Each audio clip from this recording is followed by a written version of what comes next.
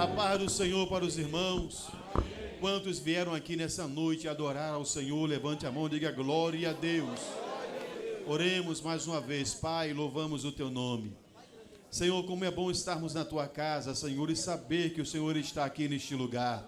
Como é bom sentirmos a tua presença, Senhor. A nossa alma, Pai, se alegra, Pai amado. Que a tua mão poderosa venha estar estendida nesta noite para realizar milagres e maravilhas, porque o Senhor é bom e é maravilhoso. Continua conosco, aleluia. Ó, Pai, nesta noite abençoada, renova, Pai querido, batiza com o Espírito Santo, Jesus, cura, salva, liberta vidas nesta noite e recebe a nossa adoração. Repreendemos toda a intenção maligna, caia por terra nesta noite, Pai, todo mal, em nome de Jesus, amém. Poder sentar, amados, vamos adorar o Senhor com o hino de nossa harpa cristã, vamos cantar com alegria, porque é para Jesus. Aleluia. Vamos adorar ao Senhor com o hino de número 299 da nossa harpa cristã, hino de número 299.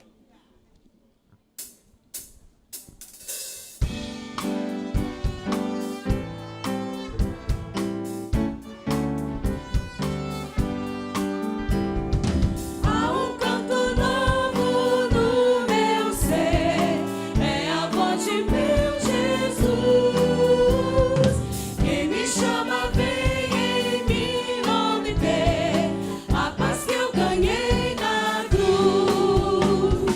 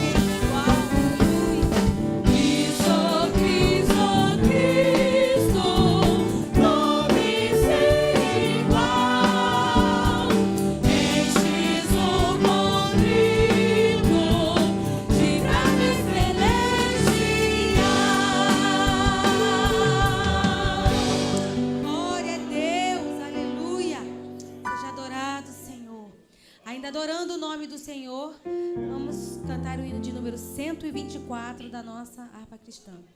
124. Aleluia! Deus maravilhoso, Jesus. Glória a teu nome, Jesus. Seja adorado, Senhor.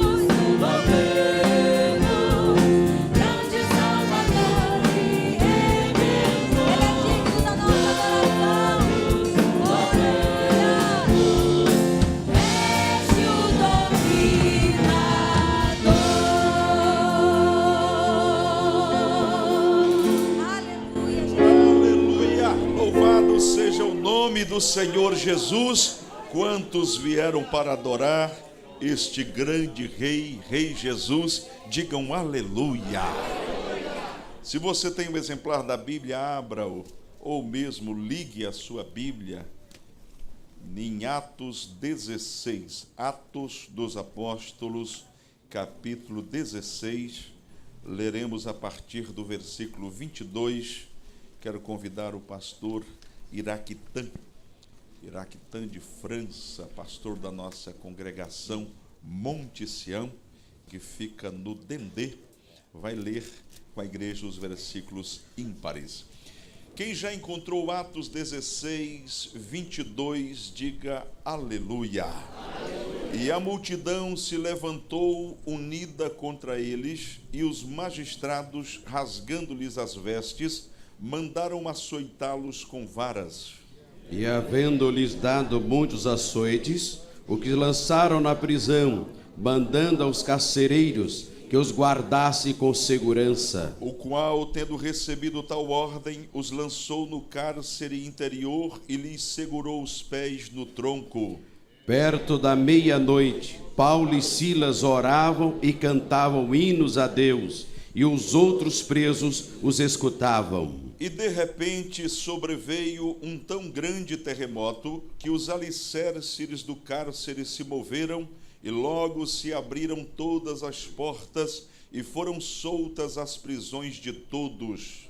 E acordando o carcereiro e vendo abertas as portas da prisão, tirou a espada e quis matar-se, cuidando que os presos já tinham fugido. Mas Paulo clamou com grande voz, dizendo: não te faças nenhum mal, que todos aqui estamos. E pedindo luz, saltou dentro e todo trêmulo, e se prostrou ante Paulo e Silas. E tirando-os para fora, disse: senhores, que é necessário que eu faça para me salvar? E eles disseram: crê no Senhor Jesus Cristo, e serás salvo tu e a tua casa. E lhe pregaram a palavra do Senhor e a todos os que estavam em sua casa. E tomando-os ele consigo naquela mesma hora da noite, lavou-lhe os vergões e logo foi batizado, ele e todos os seus. Vamos juntos o 34, bem forte, bem bonito.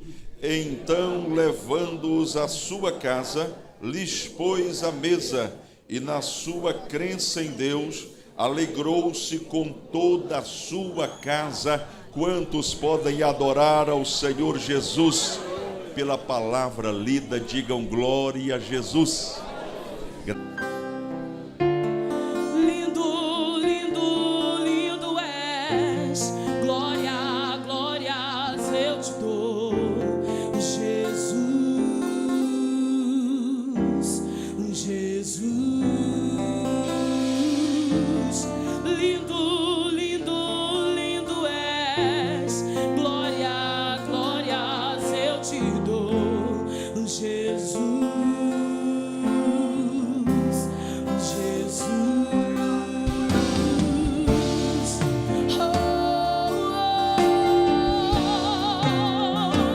Tu és lindo, Senhor.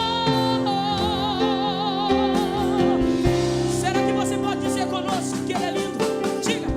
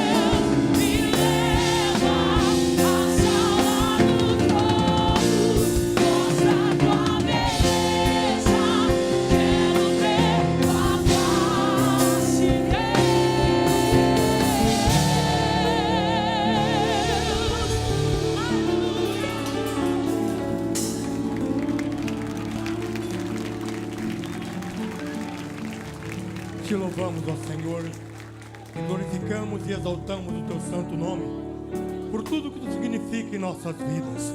Agora, Pai, aqui está a Tua eleita, comprada, lavada com Teu sangue, Senhor, ao qual está pronta e apta, Senhor, mas tão somente para engrandecer o Teu nome. Pai, que nesta noite Tu seja a primícia desse culto, Senhor.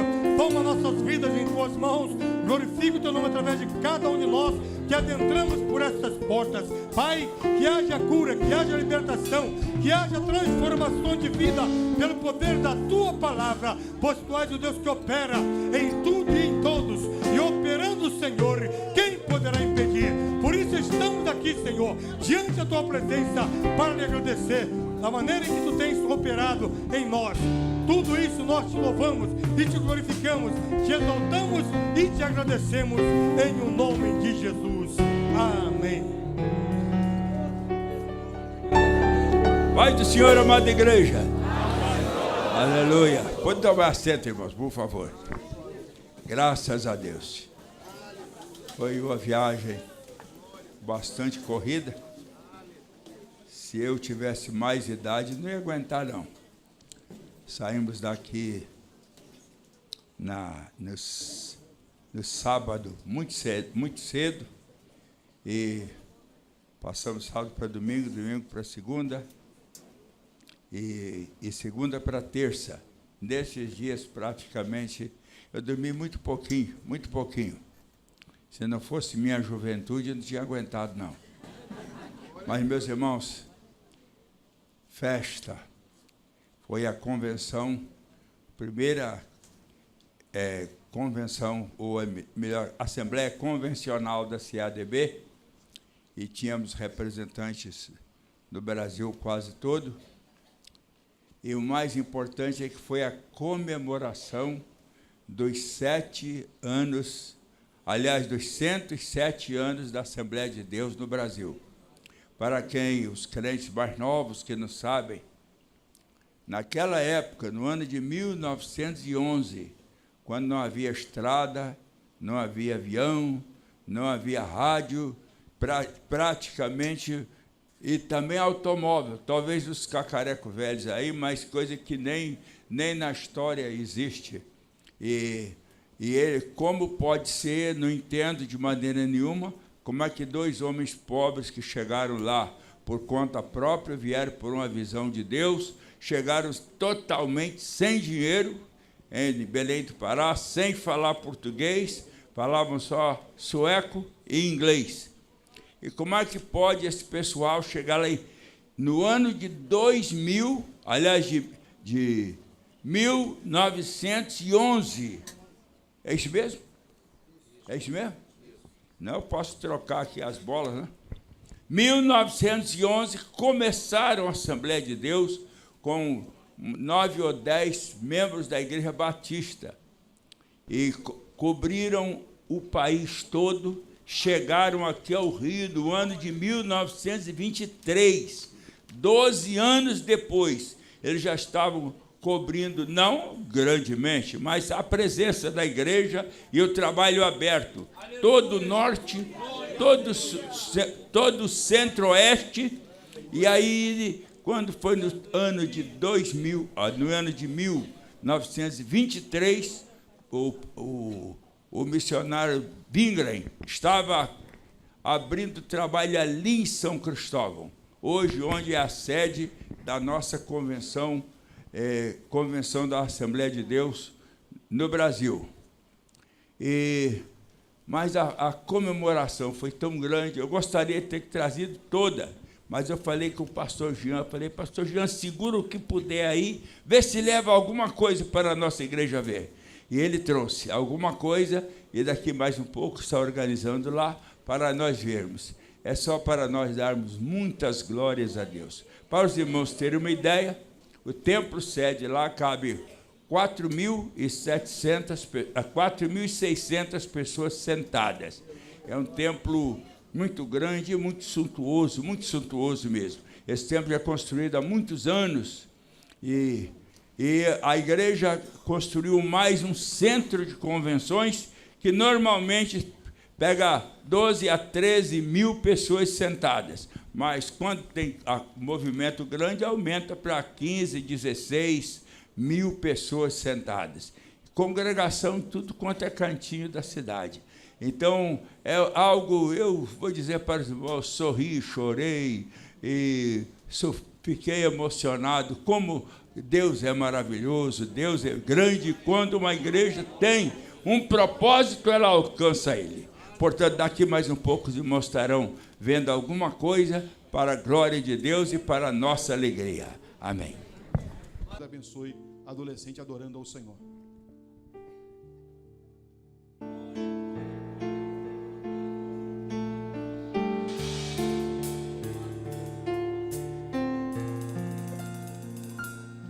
Senhor, eu não vou me perder de ti, dos meus lábios nunca sairá um sim a tudo aquilo que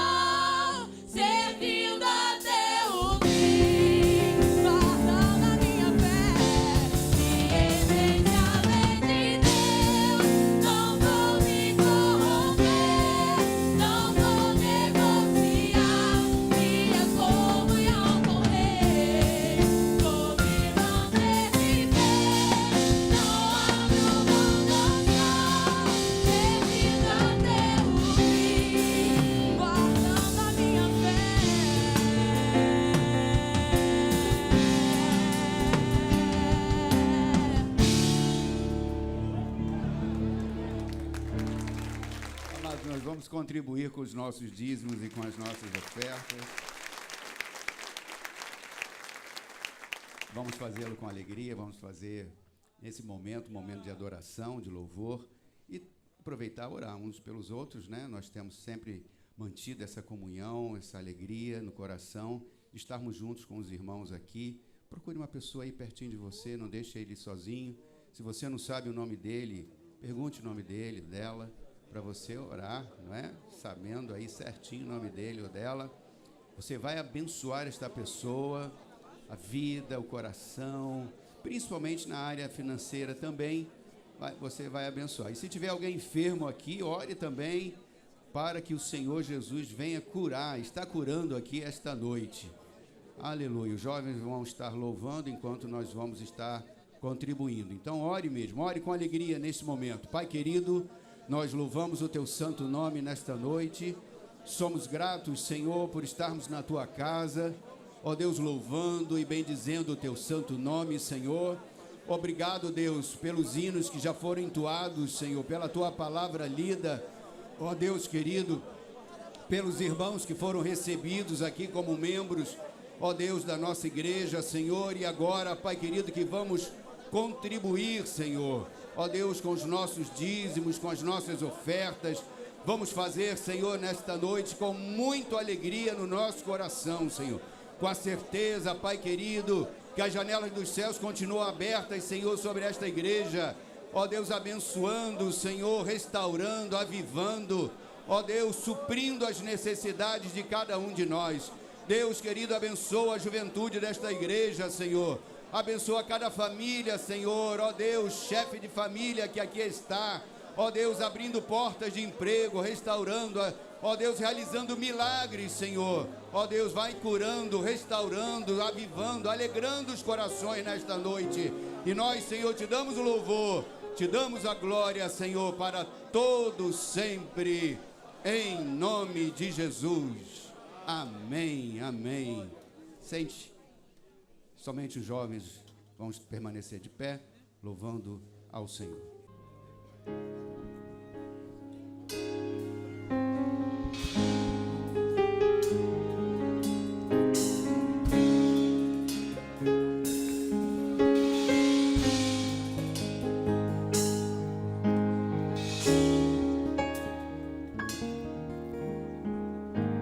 Se você já pensou em desistir, tenha fé.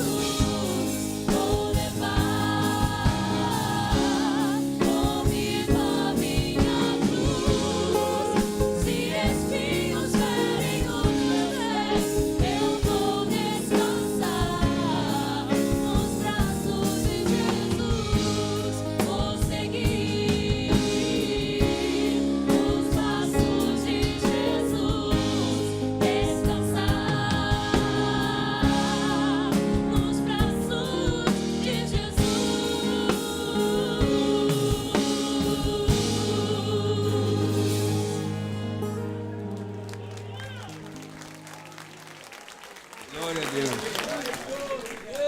A palavra de Deus é viva e eficaz. O livro de Deus fechado é o livro mesmo, mas aberto não. Aberto, ele é a boca de Deus falando para nós. Semana passada eu tive uma experiência tão grande. Eu estava numa aflição, sofrendo muito apertado, muita luta em casa. Luta não com ninguém, as lutas mesmo da vida. Aí eu fiz uma coisa que eu já fiz quando eu era mais novo crente, eu fazia isso muitas vezes. E Deus falou comigo tremendamente. Mas depois que eu amadureci, raramente Deus fala comigo desta maneira. Abrir a Bíblia, colocar a mão e Deus falar. Raramente. Às vezes eu estou querendo que Deus fale, mas não fala nada, não. Mas semana passada, me parece, eu tive uma surpresa muito grande. Eu estava aflito com alguma coisa, precisando de uma palavra de Deus lá de noite. Aí eu fiz isso, mas deu um versículo, era uma novidade, mas que coisa linda. Aí eu chorei na presença de Deus, e eu li aquele trecho, daqui a pouco eu falei, mas esse trecho é um trecho que eu recito sempre, que eu recito, decoro, não só aquilo, mas o restante do capítulo todo. Eu fiquei mais impressionado ainda. Um texto que eu falo quase todo dia, e às vezes até mais de uma vez para dormir de madrugada, substituir as preocupações pela palavra de Deus, e aquele versículo foi uma mensagem diretamente de Deus. Então, quando a Bíblia é aberta, Deus fala para nós. Vamos então nos colocar de pé e vamos receber o mensageiro de Deus, pastor Marcos Filho.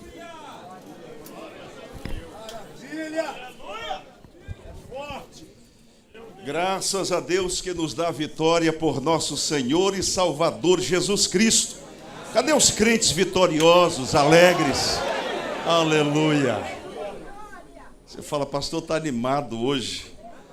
Eu não sei porquê, mas hoje, eu não sei porquê, eu estou muito nervoso. Eu vou pedir para os irmãos orarem por mim, que eu fico nervoso, mas não é desse tanto, não. Hoje eu estou mais. E eu estou falando para ver se passa. Porque antes, quando a gente fala, às vezes passa, não é, Mancini? É diante da responsabilidade que nós temos de ser o canal de Deus para transmitir a palavra do Senhor para a noiva de Jesus Cristo. Isso é tarefa árdua, difícil, porque a palavra do Senhor nos diz que se a trombeta der sonido incerto, aí não dá bom resultado. Então eu preciso das orações dos irmãos, das irmãs, intercessoras, intercessores, para que Deus nos fale de maneira muito clara, direta, objetiva. A palavra que nós temos esta noite da parte de Deus é sobre oração. Quantos aqui entendem que a oração é a chave da vitória? Digam aleluia. Quantos aqui gostam de orar, mas gostam muito mesmo? Fala, pastor, eu sou apaixonado por oração. Digam amém. Quantos querem pedir perdão ao Senhor para a próxima Santa Ceia? Gente, orar é difícil. Orar é difícil. E não fique assustado. Pastor, você vai dizer logo isso, pastor? É porque é normal. Marque um culto de oração na igreja. Chame a igreja para orar. Você vai ver. Não é assim, pastores? Você falou, vai ter uma festa, vai ter um cantor famoso e no final ainda vai ter bolo para Guaraná. Não tem lugar para botar o povo. Aí você fala, eu quero todo mundo 7 horas da noite para a gente orar. Vai ser culto de oração. Campanha de oração, isso você vê reduzir. Mas eu gostaria de, nesta noite, lhes trazer uma palavra da parte de Deus para você sair daqui determinado. Independentemente de você gostar ou não, você vai sair daqui hoje determinado a orar, entendendo que através da sua oração, Deus muda situações e circunstâncias. Aproveitando que você está em pé, abra a Bíblia em Atos capítulo 12. Atos 12.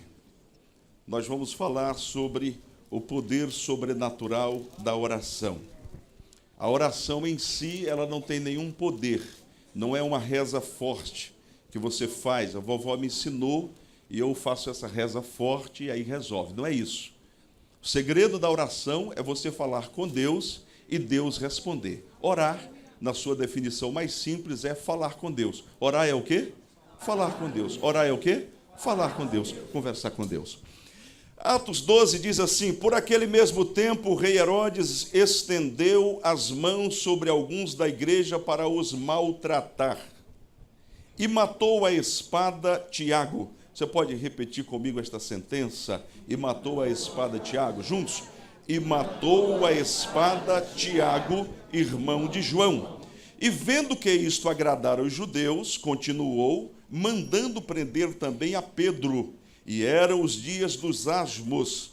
E havendo-o prendido, o encerrou na prisão, entregando-o a 4 quaternos de soldados, para que o guardassem, querendo apresentá-lo ao povo depois da Páscoa.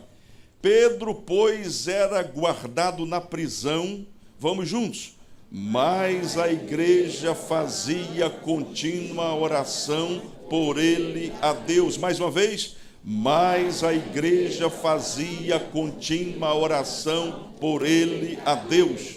E quando Herodes estava para o fazer comparecer, nessa mesma noite, estava Pedro dormindo entre dois soldados, ligado com duas cadeias, e os guardas diante da porta guardavam a prisão. E eis que sobreveio o anjo do Senhor, e resplandeceu uma luz na prisão, e tocando a Pedro no lado, despertou, dizendo: levanta-te depressa. E caíram-lhe das mãos as cadeias, e disse o anjo: cinge-te e ata as tuas sandálias. E ele o fez assim. Disse-lhe mais: lança às costas a tua capa e segue-me. E saindo o seguia, e não sabia que era real, o que estava sendo feito pelo anjo, mas cuidava que via alguma visão. E quando passaram a primeira e a segunda guarda, chegaram à porta de ferro que dá para a cidade, a qual se lhes abriu por si mesma, e tendo saído, percorreram uma rua, e logo o anjo se apartou dele. E Pedro, tornando a si, disse: vamos juntos, agora sei verdadeiramente que o Senhor enviou o seu anjo e me livrou da mão de Herodes e de tudo que o povo dos judeus esperava. O texto que nós lemos esta noite é um texto que fala sobre um grande milagre. Milagre tal que Pedro ficou assustado. E por um instante ele pensou que não era real, que ele estava tendo um daqueles sonhos que às vezes a gente tem, e quando acorda tem duas saídas. Se é um sonho ruim, você respira e fala: graças a Deus que era sonho. Oh, Jesus, obrigado. E aquele que você sonha, por exemplo, eu não sei se você já sonhou voando. Alguém aqui já sonhou voando? Olha quantas mãos levantadas. Quando você acorda, você fica meio decepcionado, porque é uma sensação tão boa. Você vai sobrevoando, vendo as coisas assim de cima. Fala, que milagre. Pedro chegou a confundir, ele não sabia se era real o que estava acontecendo. Eu vou deixar esse texto por enquanto, e vamos caminhar um pouco falar um pouco sobre oração. Introdutoriamente, eu queria trazer aos irmãos o fato de que o Brasil está passando por um dos momentos mais sérios da sua história. O Espírito Santo de Deus nos despertou numa madrugada, e eu não tenho dúvida alguma de que o Espírito Santo falou de forma muito clara ao meu coração. E foi uma palavra tão forte que todas as vezes que eu me lembro ou começo a mencionar, a vontade que tenho é de chorar. Tal é o impacto daquela palavra. A palavra foi muito direta. Há um projeto de Satanás para o Brasil de torná-lo semelhante à Venezuela, para você entender. A Venezuela, se você pegar os jornais e começar a ler, eles estão matando cachorro, mas cachorro magro para poder comer. Os animais no zoológico já morreram boa parte. E outro dia eu vi a foto de um tigre cadavérico. Parecia uma pintura, tão magro que ele estava. Meninas estão passando a fronteira e vindo para o lado do Brasil para vender o próprio corpo por um prato de comida. É isto que Satanás faz quando uma nação cai nas mãos dele. E eu quero dizer introdutoriamente que nós temos como objetivo despertar a igreja para a importância de orarmos neste momento decisivo da história do nosso Brasil. Vou fazer algumas considerações, porque começamos a orar pelo Face e sempre vem alguém e diz: pastor, ouvi alguém dizendo que não adianta orar. A situação do Brasil está escrita. O Brasil está fadado ao fracasso. E não tem mais jeito, não adianta orar. Esta voz, eu não tenho dúvida alguma em afirmar, é uma voz semelhante à voz de Pedro, quando disse para Jesus falar assim: é necessário que eu vá a Jerusalém, e ali que eu sofra, padeça. E de repente Pedro toma a palavra e diz: mestre querido e amado, estou parafraseando, isto de modo algum te acontecerá. E Jesus virou-se para ele e disse: para trás de mim, Satanás. E com isto eu tenho permissão para dizer que mesmo na casa do Senhor, se não vigiarmos, a boca que é usada para falar a palavra de Deus, ela pode por um instante ser usada para proferir o que é satânico e maligno. E quando isto parte dos lábios de um obreiro, é ainda mais perigoso, porque eu digo, às ovelhas lhes é concedido a permissão de errarem. São ovelhas, precisam ser conduzidas, mas líderes, obreiros, pastores não podem induzir ovelhas ao erro, de maneira que eu uso a autoridade do nome de Jesus e do sangue de Jesus para repreender esta palavra. O Brasil tem jeito sim.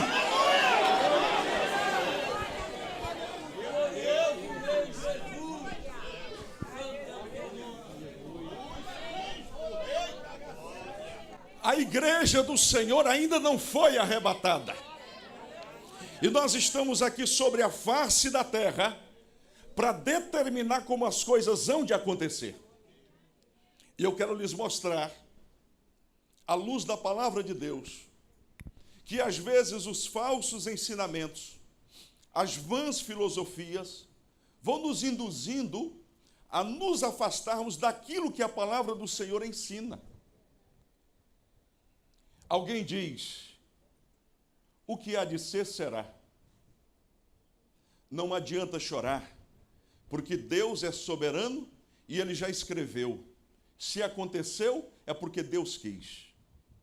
Pois eu vou lhes dizer uma coisa esta noite. Há muitas coisas na sua vida e na vida da sua família que aconteceram a contragosto seu e para a tristeza sua e da sua família, não por culpa de Deus, por culpa sua. Se nós queremos um Brasil diferente, a primeira coisa que nós precisamos fazer é ter humildade de nos humilharmos diante do Senhor, colocarmos o nosso rosto no pó e chorarmos dizendo: Deus, nós temos falhado como igreja. Perdoa o nosso pecado e tem misericórdia da nossa vida. Alguém pode dizer: o pecado não é meu, pastor. É sim, o pecado é nosso. E eu vou lhe provar à luz da Bíblia isto. Daniel foi cativo para a Babilônia. E Daniel, sozinho em oração, provou que o Deus a quem ele servia era mais poderoso do que todos os deuses de Babilônia. Mas com um detalhe: Daniel assentou no seu coração não se curvar diante dos manjares do rei.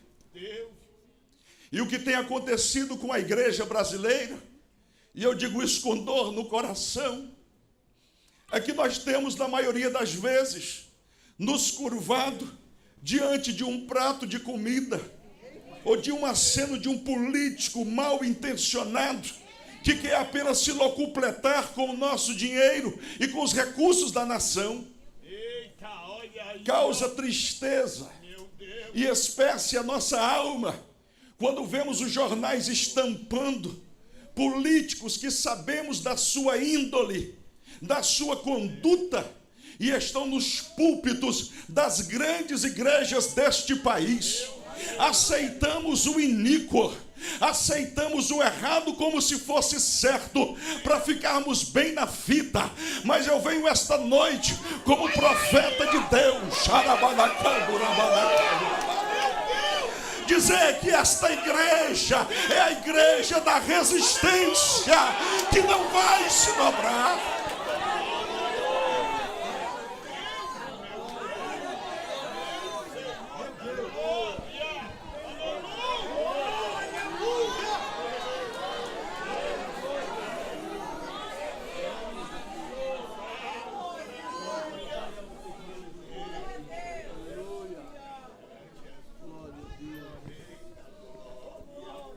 Recebi um convite esta semana, convite de um senador da República, para comer um bom churrasco da churrascaria Mocelim. E eu penso que o homem de Deus, ele não deve ser alheio às questões políticas, desde que ele esteja não em estado de subserviência, mas como Daniel estava na corte de Babilônia, para fazer a diferença. E a primeira coisa que eu perguntei foi o seguinte: esse churrasco vai gerar um compromisso de depois termos de recebê-lo na nossa igreja? Porque se for, eu ainda tenho amigos que podem me pagar um churrasco no Mocelim. Sério, não? Então eu vou. Porque se eu tiver oportunidade, eu quero dizer o que estou dizendo aqui com toda a educação. A solução do Brasil não é um homem. A solução do Brasil não é um político. A solução do Brasil é uma igreja chorando aos pés do Senhor com seriedade, com sinceridade e devoção. Esta é a solução para a igreja do Senhor Jesus. Olha, irmãos, quando a gente fala sobre oração, geralmente as pessoas olham para as limitações de quem ora. Esses crentes não têm juízo. Eles acham que meia dúzia de pessoas orando, levantando as mãos, podem fazer o Brasil mudar. É exatamente este pensamento que Satanás tem introduzido no coração de muita gente. Nos afastamos da palavra. Corrimos da palavra e começamos a ouvir as vãs filosofias. Olhe, alguém diz assim: Deus sabe tudo, Deus conhece tudo. Para que você orar se Deus é onisciente, onipresente, onipotente? Não é isso, pastor Iraquitã? Adolescentes, olhem aqui para mim, jovens, preste atenção. Não é um raciocínio lógico? Deus é onisciente, onipresente, onipotente, sim ou não? Sim. E por que eu tenho que dizer para ele as coisas que ele já sabe? Por que eu tenho que pedir para ele fazer a vontade dele, sendo que ele já sabe o que eu preciso e de qualquer forma ele vai fazer a vontade dele? A afirmação parece ser lógica, mas ela não é coerente. Porque a Bíblia Sagrada está repleta de passagens onde Deus decide fazer algo e alguém se coloca na brecha e Deus muda. Pastor, Deus não muda, eu sei. Em Deus não há mudança e nem a sombra de variação, pelo amor de Cristo. O próprio Deus, todavia, estabeleceu princípios de que não iria interferir na terra, e esse pensamento não é meu. Tem um livro sobre intercessão do Kenneth Reagan, que ele cita um pregador, me parece que o Atmani mesmo, e ele diz o seguinte: pelo que vemos na Bíblia, Deus parece não fazer nada na terra a menos que o homem peça primeiro a ele em oração. É o Atmani, o pastor já confirmou aqui. Oremos o livro. Excelente livro. Observe. Quer dizer então, pastor, que o grande Deus a quem nós servimos, para fazer algo na terra, ele precisa que alguém ore. É isso que você ouviu. É isso que você ouviu. Você fala, por que ele é fraco? Não.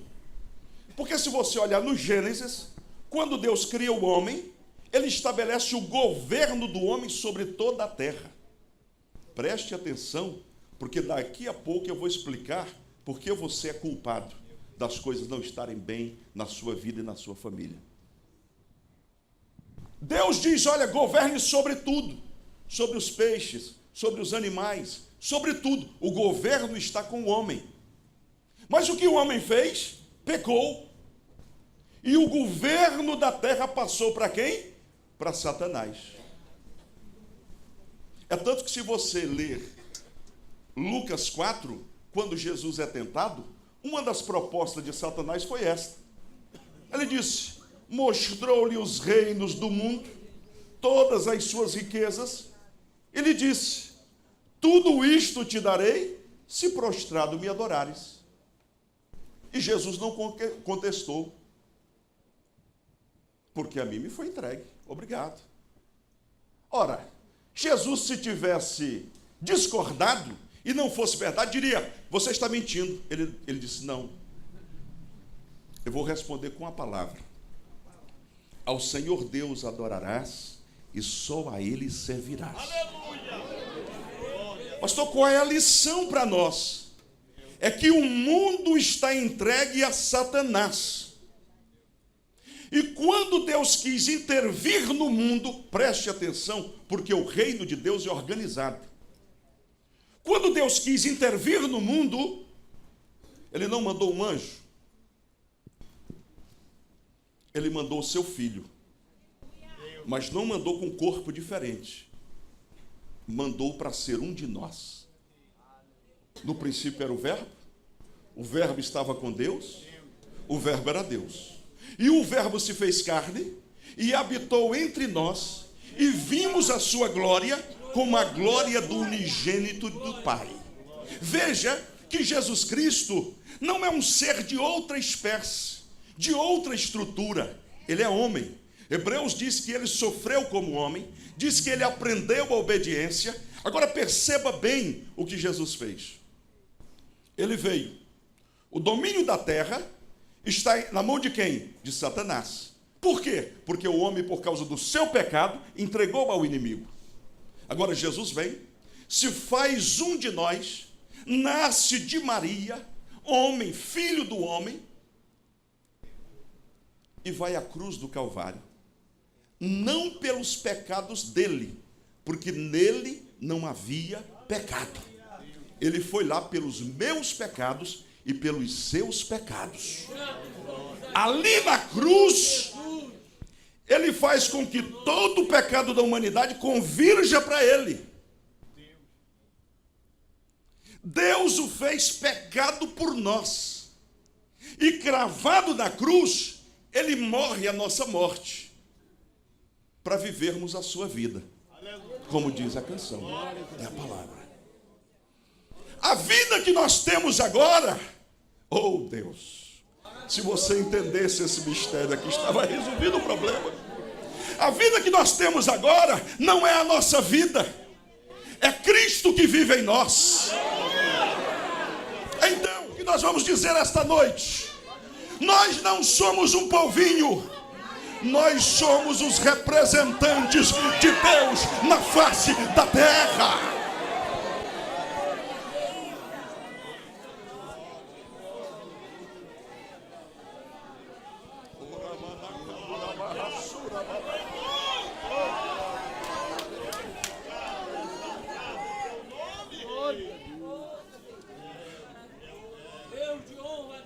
Deus nos concede alguns privilégios. E um dos privilégios que Deus nos concede é este. Jesus vai e diz, eu vou enviar o Espírito Santo para que esteja convosco e em vós. Preste atenção para isso. O Deus eterno habita em você e habita em mim.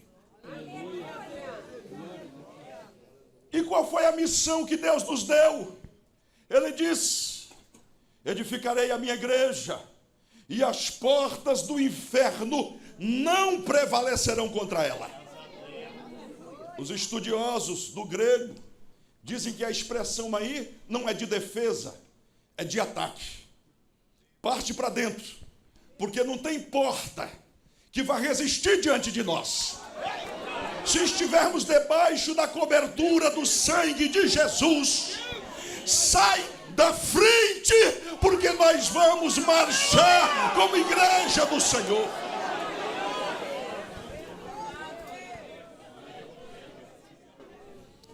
Mas sabe o que é que o diabo tem feito? Ele tem dito: você é pequeno, você não pode, você não tem dinheiro, você não tem acesso aos grandes homens, você não tem força política, você não tem influência. Nos esquecemos do que a Bíblia diz, Tiago 5.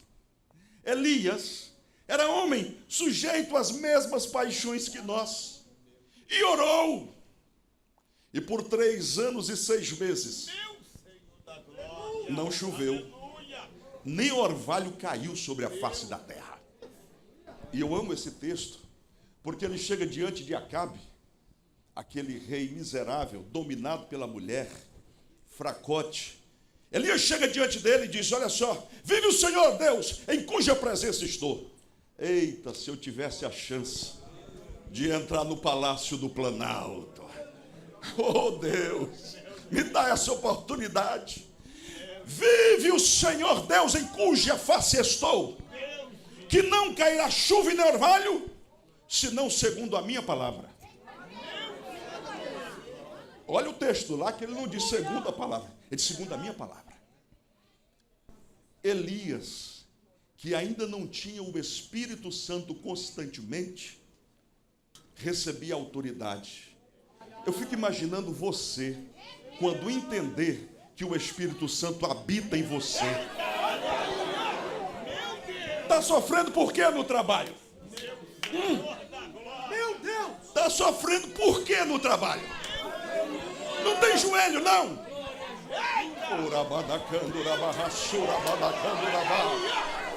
Não tem joelho, não? Acabou o joelho. Está sofrendo por quê no trabalho? Nós nos esquecemos de orar e começamos a murmurar. Está ruim, está difícil, está complicado, assim não vai, a empresa não vai funcionar, não vai dar certo. Tu está sabendo da última? O chefe falou que vai ter uma reunião, e eu acho que a reunião é para despedir pessoas. E começamos a falar, quando na verdade deveríamos estar de joelhos dobrados.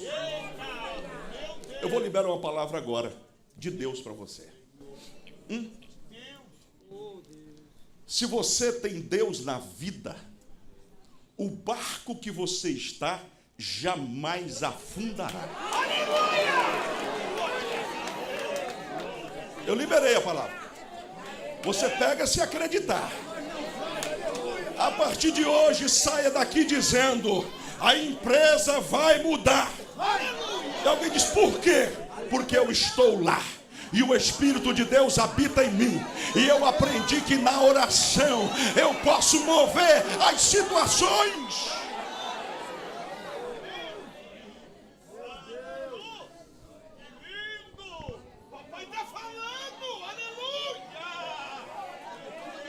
Oh, glória a Deus. Oh, louvado seja o nome do Senhor Jesus.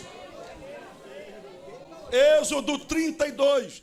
Então disse o Senhor a Moisés: vai, desce, porque o teu povo, que fizeste subir do Egito, se tem corrompido, e depressa se tem desviado do caminho que eu lhes tinha ordenado. Fizeram para si um bezerro de fundição, e perante ele se inclinaram e sacrificaram-lhe, disseram: olha que coisa terrível, estes são os teus deuses, ó Israel, que te tiraram da terra do Egito. atribuir a imagens o grande livramento que Deus dera a Israel. Que coisa abominável. Disse mais o Senhor a Moisés: tenho visto a este povo, e eis que é povo obstinado, é povo de dura serviço. Agora, pois, deixa-me que o meu furor se acenda contra eles e os consuma, e eu farei de ti uma grande nação. Porém, Moisés suplicou ao Senhor. Você pode repetir: suplicou ao Senhor? Suplicou ao Senhor, seu Deus, e disse: ó Senhor, por que se acende o teu furor contra o teu povo que tu tiraste da terra do Egito com grande força e com forte mão? Porque hão de falar os egípcios dizendo: para mal os tirou, para matá-los nos montes e para destruí-los da face da terra. Torna-te da ira do teu furor e arrepende-te deste mal contra o teu povo.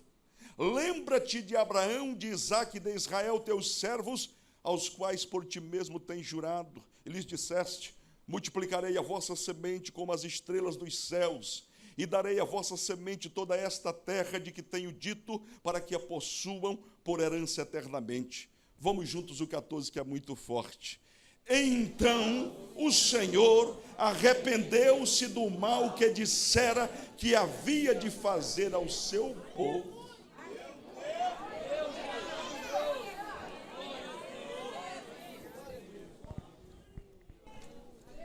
Você fala: mas Moisés era Moisés.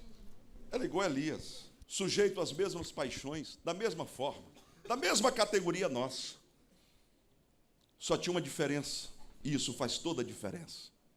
Ele conhecia o Deus a quem ele servia. Pastor Luciano, essa oração de Moisés é oração de advogado bem-sucedido. Conhece a lei, conhece o juiz. Ele não entra dizendo: abençoa, abençoa. Se você só sabe orar assim, continue orando, não é pecado não. Senhor, abençoa, abençoa. Essa é oração de iniciante, de principiante. Ora, a Bíblia diz que todos nós já fomos abençoados. Então, explica, criatura. Não entendi, pastor. Você vai orar pelo seu filho? Abre o verbo. Diz onde está o problema. Chama pecado pelo nome. Falhou na criação? Diga: falhei, Senhor. Errei, não cuidando do meu filho. Chama pecado pelo nome. Se dobra diante de Deus e diz: eu me valho da tua palavra. Está escrito: aquele que confessa e deixa alcança misericórdia. Então, misericórdia.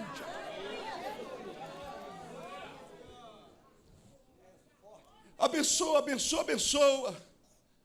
Nós vivemos, irmãos, numa geração que desaprendeu a orar. A minha mãe me acordava 4 da madrugada para orar. Eu estou querendo dizer que o que eu estou lhes falando, eu não li num livro aqui, 4 da tarde, para trazer para você, não. Eu estou falando de vida, de experiência com Deus. E vou lhe contar. Mamãe dizia: acorda, filhão, acorda, vem cá, vem cá. Imagine um adolescente, 4 da madrugada. Eu levantava assim, querendo a morte, o melhor do sono. Senhor, viver assim, meu Pai, é impossível. Ore, e depois da oração você pode dormir à vontade, mas a hora do culto doméstico é esta e vamos orar. É a hora que todo mundo está reunido. E aí ficávamos em volta da cama. E eu me lembro muito bem, irmãos, que algumas vezes eu orei para minha mãe não orar. Porque o meu pai, quando meu pai orava, a oração era rapidinha. Papai orava assim, era tiro curto. Papai era bem direto: Senhor, abençoa, abençoa, abençoa, abençoa, em nome de Jesus. A minha mãe, quando ela começava: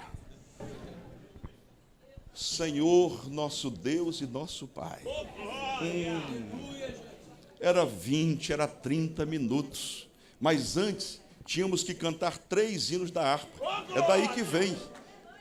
Por isso, Priscila, que eu gosto dos hinos da harpa. Você fala: o que o senhor está dizendo com isso? Ensina a criança no caminho que deve andar. Não vai se esquecer, não.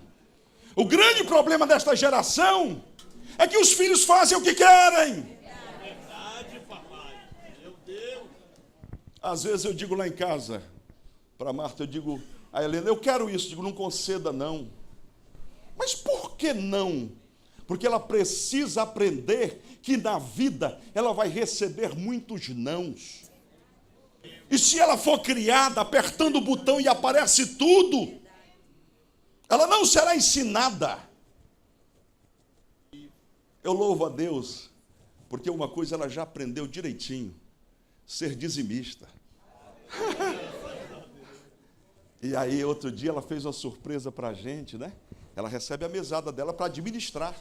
Aprende a administrar. Ah, comi demais na cantina, estou devendo lá, paga com a sua mesada. Pastor, mas que maldade não, aprender a ter responsabilidade. Se come o que não tem para pagar, como é que vai ser amanhã? Então aprende. Ah, paga com o seu. Pastor, mas é maldade não, estou ensinando a minha filha.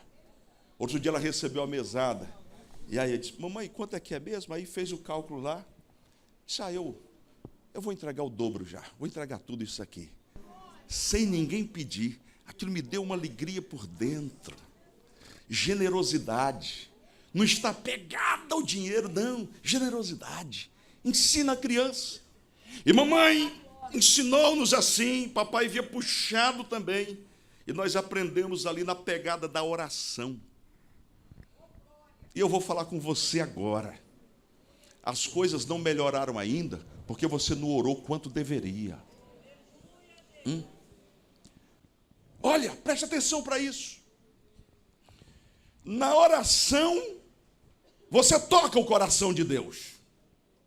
E se a oração for carregada de argumentos bíblicos, veja que Moisés disse aqui, ó Deus, lembra-te, tocou bem na corda do coração, Abraão, Isaque e Jacó. Lembra das tuas promessas. E ainda fez uma chantagem santa, que vale diante de Deus. O que os outros povos vão dizer? Que tu tiraste o povo do Egito para matar no deserto? É isso que o Senhor quer, Deus? Eu estou imaginando que Moisés orou assim, não sei como é que era o temperamento dele de fato. Mas é isso que o Senhor quer? Isso vai glorificar o seu nome? Eu imagino Deus dizendo, Moisés, você é terrível, Moisés. Você me conhece, Moisés. Você tocou num ponto agora que eu não posso negociar. Eu sou um Deus de alianças.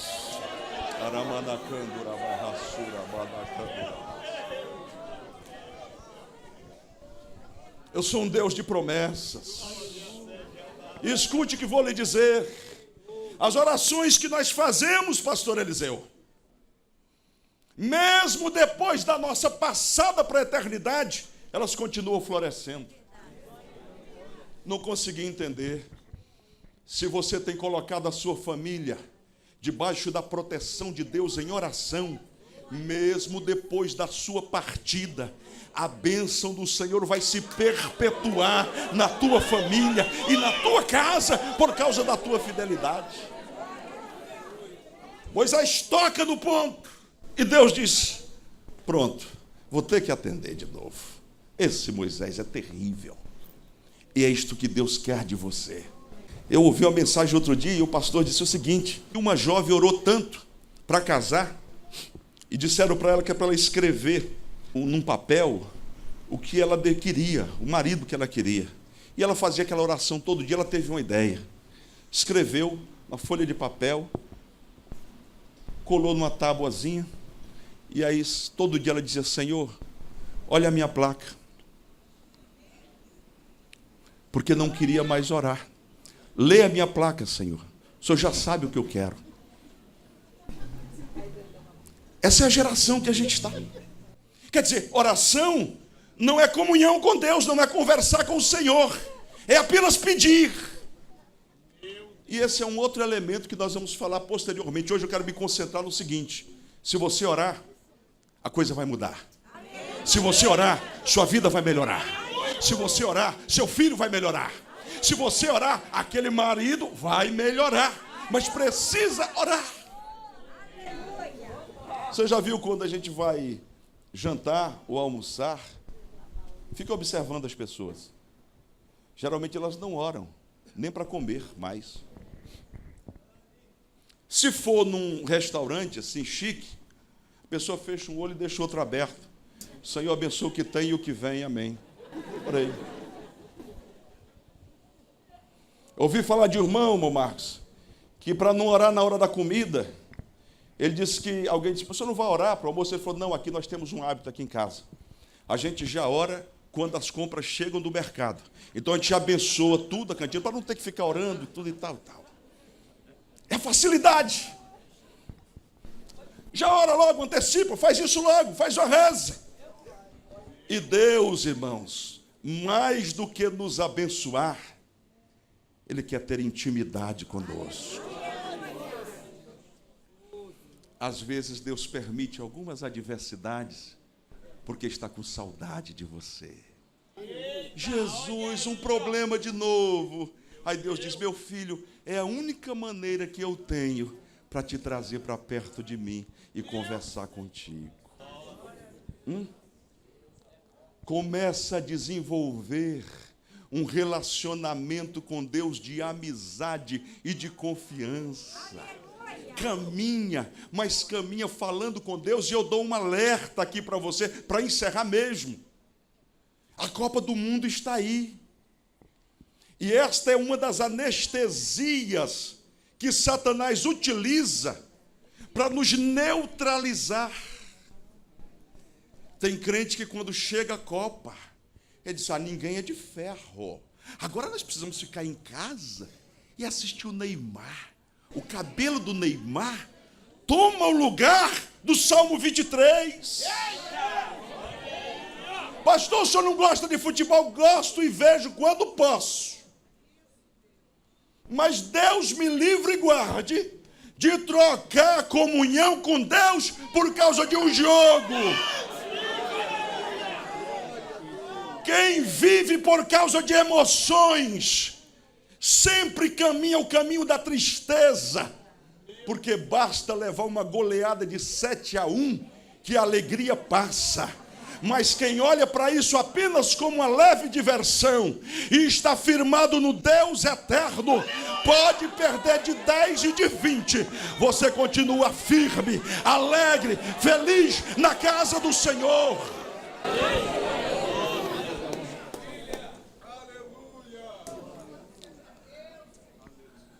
O que você quer de Deus?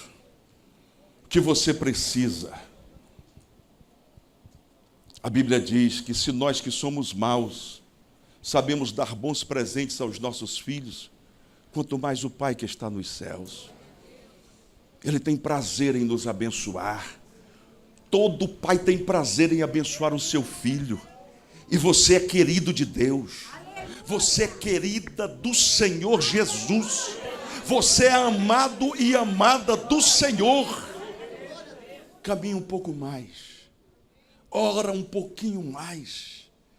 Caminhe um pouquinho mais da presença do Senhor. Palavra, oração e oração segundo a palavra. E vá dizendo: Senhor, está escrito na tua palavra. E eu me baseio desse texto para clamar e orar a ti. Vamos ficar em pé, que eu vou fechar com um testemunho que eu ouvi e eu fiquei maravilhado.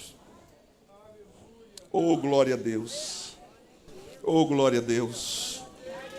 Quantos estão saindo daqui esta noite crentes que o poder da oração é de fato verdadeiro e extraordinário e pode mudar as coisas e as situações? Quantos creem que Deus pode mudar a sua casa e a sua família? Eu vou encerrar com 2 testemunhos. O primeiro deles, 63 anos de idade, tinha o meu pai. E ele foi diagnosticado com câncer no fígado. E o médico disse: fizemos os exames. Seu Marcos, vá para casa, reúna a família, se dispersa. O senhor tem no máximo 6 meses de vida. Aquilo se espalhou pela família. E nós resolvemos orar. Multidão orando. São coisas que marcam profundamente a nossa vida. Eu morava aqui do lado do cemitério. Estava passando, me lembro como hoje, uma noite de lua bonita. E quando eu fui passando em frente ao portão do cemitério lateral, tinha um bocado de despacho, frango morto, animais mortos ali. Eu olhei para aquilo.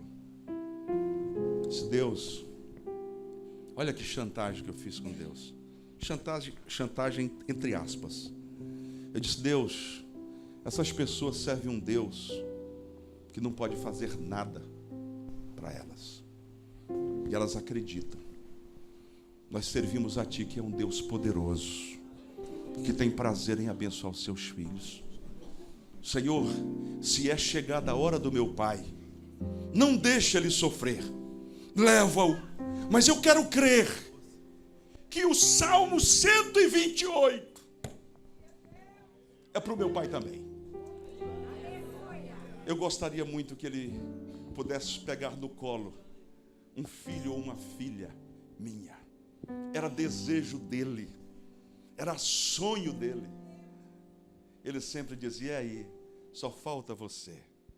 As minhas irmãs todas têm 3, 4 filhos cada uma, casa cheia. Eu queria 6, mas a Marta não aceitou, então ficamos só em uma. E eu fiz aquela oração e olhei para o céu de Deus: Tu podes fazer um milagre. E obviamente que a família toda estava orando. Meu pai acordou de madrugada, não teve chá, não teve remédio, não teve nada. Ele acordou e disse: Zélia, minha mãe disse assim: eu estou curado. Me dá alguma coisa para eu comer? Ela disse: o que é que você quer? Não, me deu um negócio pesado aí, gorduroso. Me dá isso aqui. E ele comeu. E aí não sentiu nada. Hora do almoço. Daqui que eu estou com saudade, deixa eu almoçar. Aí voltou no médico. Chegou lá, o médico assustou. O que foi? O que aconteceu? Disse: doutor, eu estou bom. Isso para a medicina, irmãos, dá um nó. Eles não aceitam. Não, seu Marcos, o senhor está enganado. O senhor está enganado. Vamos fazer o exame, vamos marcar. O senhor está bem? Estou bem, comi tudo, não estou sentindo nada. Fez o exame.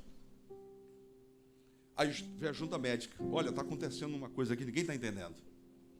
Eu me lembro do meu velho pai dizendo para mim, 63 anos de idade: disse: meu filho, me colocaram dentro de um tubo. E aí eles tiravam, e botavam de novo, e botavam de lado, e botavam de cabeça para baixo, e eu lá dentro só dizendo: pode me virar o avesso, não vão encontrar nada, porque Jesus me curou.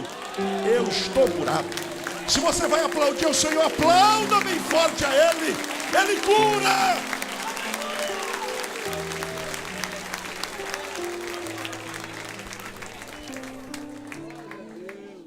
Mais um testemunho para você sair daqui voando. Eu quero que você chegue em casa hoje chutando a porta. Mete o pé na porta, fala: quem manda aqui sou eu. Demônio, vai batendo em retirada.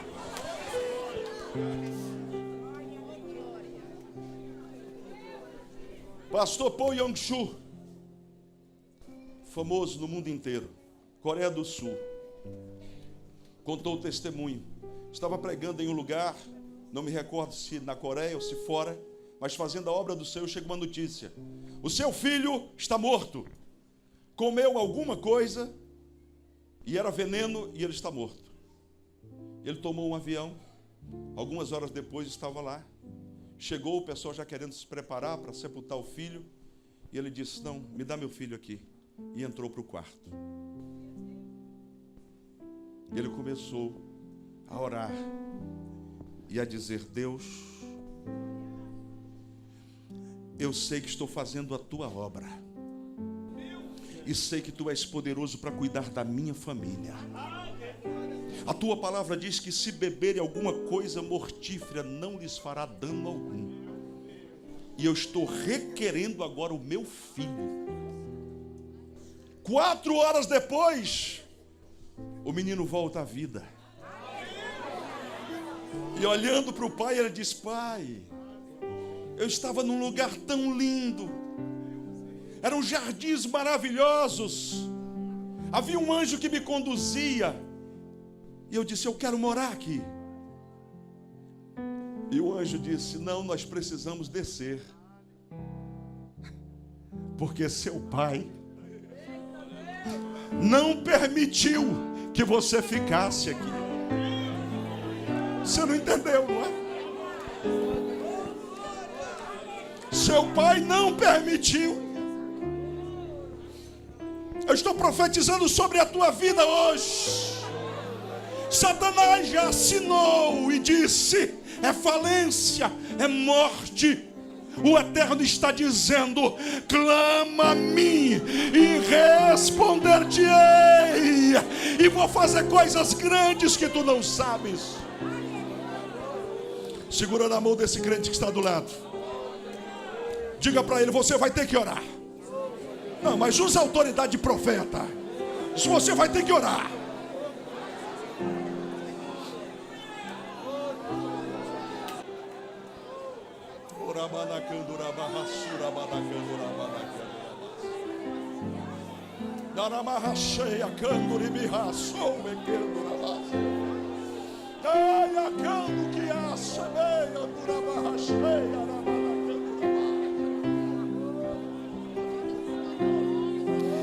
Enquanto nós cantamos, veja se alguém, continue orando por essa pessoa.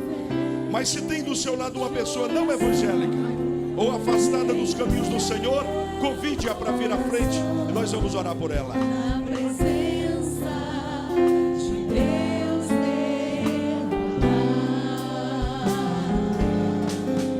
mas só podes fluir o que estás a pedir quando tudo deixares rolar. Venha entregar sua vida ao Senhor Jesus.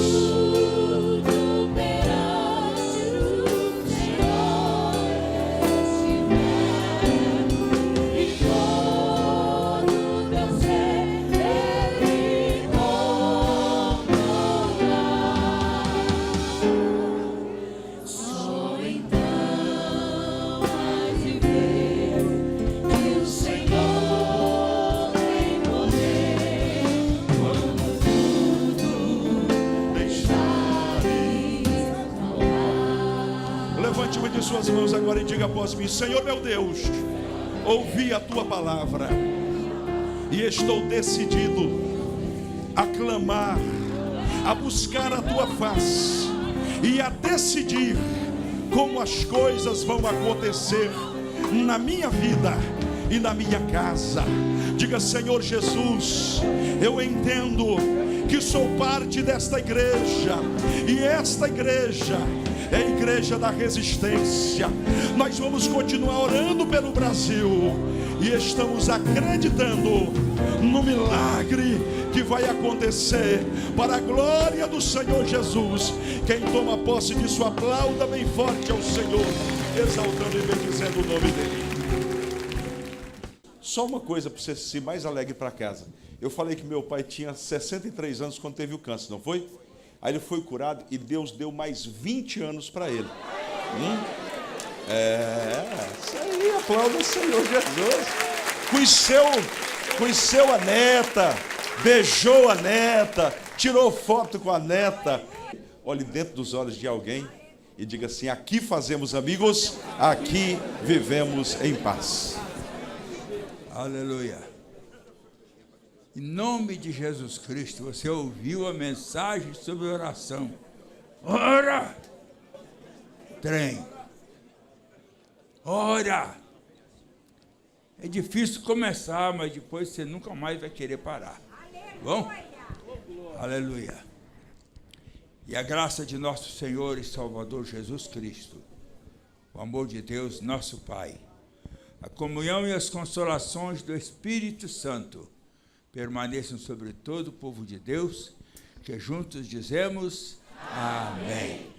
Rio de Janeiro e Brasil, vocês vão ver a resposta desta oração em outubro. Bom? Rio de Janeiro, nós te abençoamos em nome de Jesus. Brasil, nós te abençoamos em nome de Jesus. E a vitória é nossa pelo sangue de Jesus. Paz do Senhor.